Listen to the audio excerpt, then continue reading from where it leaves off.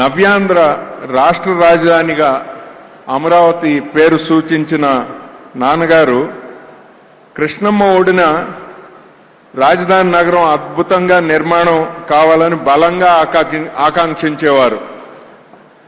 ఆ శంకుస్థాపనకు కూడా గౌరవ చంద్రబాబు నాయుడు గారి ఆహ్వానంపై వచ్చి ఆయన ఆనందం పంచుకున్నారు.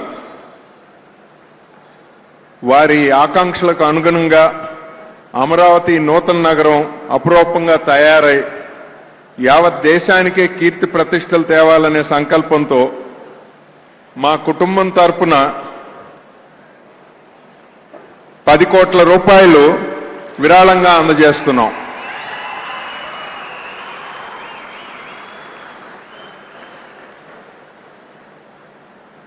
Apart from naming Amaravati, he always looked forward